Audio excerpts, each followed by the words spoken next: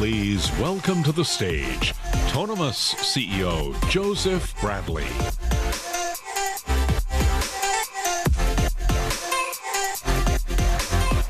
Thank you.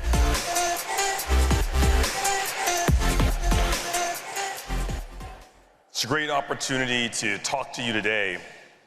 When you think about what has been said, a lot has been talked about. How do we deal with uncertainty? And on a personal level, I can tell you this is a challenge. 3 months ago, I was diagnosed with stage 3 colon cancer. And as I'm going through chemotherapy, you're looking for certainty. And certainty has been found in many worlds, in many areas, through technology. Technology has been that source where we look for certainty. And you think about COVID, what you saw is it pushed us to this notion that the world we can't touch, we can't feel, so it therefore must be digital. And then COVID goes away and that pendulum swings to the other side. And it was about, well, no, now we got to go back to being the physical world. And we talked about and debated this notion of the metaverse. Maybe it's a gaming platform. No, it's much more of a social platform, or it's more of a digital twin environment. Well, I'm here to tell you that is the wrong question. It's a false dilemma. I call it the singular reality. You see, it's not about living in the digital world. It's not about living in the physical world. It's just simply about living. And when we think about technologists and what we're doing and how we approach this topic, much of the day has been around the technology itself. Well, I'm here to tell you that we need to change that conversation.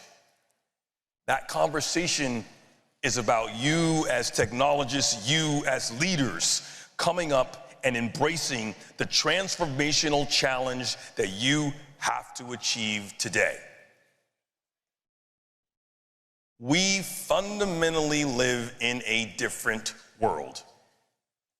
And that world requires us as leaders to embrace 3 basic core fundamental truths that ultimately will change how we shape, how we view, and how we interact with generative AI and the various technologies. So if you believe in this notion of generative AI and you talk about the ability to gather data, one of the things that it's so important for you to embrace is the notion between diversity on the one hand and inclusion on the other. Are they the same? No, they're not. You see, diversity is the potential to create value. Inclusion is the realization of value by driving full participation. And that full participation, that is the secret weapon of generative AI. That is what you need to power and make this go. You need full participation. So if you believe in that, then therefore here comes the mind shift. You see, the physical world by definition is limited. It's limited to how many people can fit in a city. It's limited to how many people can fit in the room. You will never achieve the level of inclusion that you need to if you simply talk about the physical world. So you have to change your mindset. The physical world becomes an add-on to the digital. The physical world becomes an add-on to the digital. Okay, let's talk about the second paradigm shift. You see, algorithms are great. They're awesome. But they optimize for efficiency. Is that life? If I ask you, what's your purpose in life? You say to make money and breathe. That's a problem. Well, that's algorithms, right? They optimize for efficiency. You have to have the mind shift change and say, no, we are here to optimize and solve for the happiness paradigm. The happiness paradigm says it is about life. It is about you. It's about people. Great story happened in a Dutch supermarket. Basically, they use all these great algorithms and they said, you know what? We can make this supermarket far more efficient. You guys have seen those checkout lines. We go in, self-checkout, right? No problem. But they uncovered that when you talk to their senior citizen workforce, they said, you know what? It's abnormally depressed. Why is that? Because they were losing connection with people. And where do they go to find that connection with people? Well, they go to the supermarket. But what do we do as technologists? Get you in and get you out. So to allow them to connect with people, they created a slow checkout line. A line where they can get an opportunity to engage with people, to learn what's happening, how you doing, what's going on in your life, to connect with one another. That is solving for the happiness paradigm. Think about that as you think about how you want to use generative AI, and how you want to use all the various technologies, machine vision, quantum computing. It's not solely about efficiency. Okay, this is probably the most disruptive of all the things we're going to talk about today. You see, we live in a world right now where all the answers are known. Therefore, value is in understanding what question to ask. Rise of the humanities, man. You know all those kids you told STEM was the only way? You told them, no, stop studying English, stop studying sociology. You told them learn the code. That's what you told them? Get out of here, learn the code, learn the code, learn the code. Uh-oh. What you gotta do now? No, it's not about learn the code. Learn to think.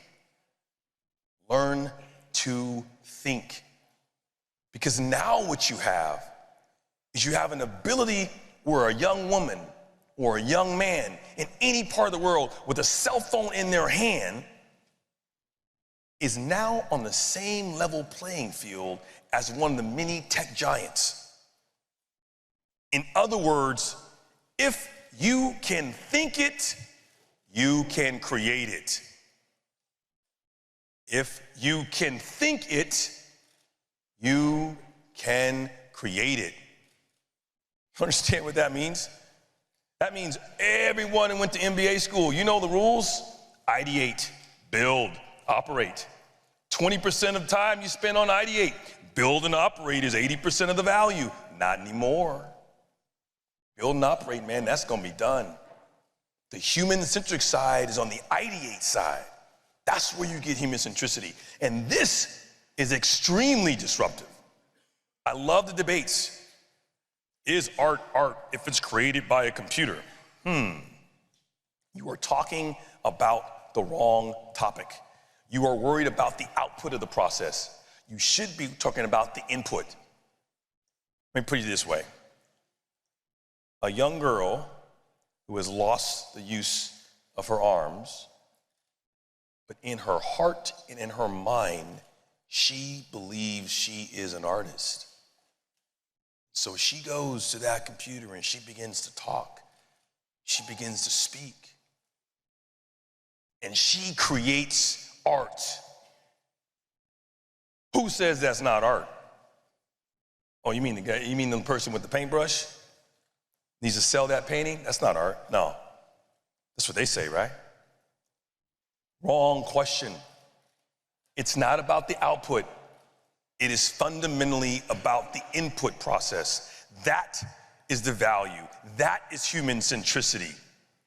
That is where we can find the sources where we ultimately need to be and how we will ultimately drive value as we move forward. I will leave you with this.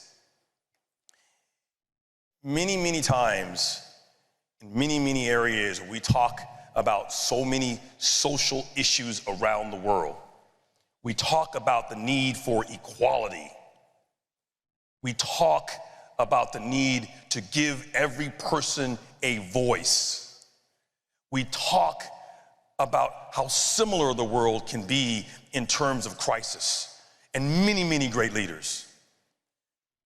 Where we find ourselves right now, in this moment, in a position where many of these leaders would have never dreamed we would be, where the ability to type in a few words into a search bar will be the greatest equalizer in modern day history. Thank you so much, guys. Have a great evening.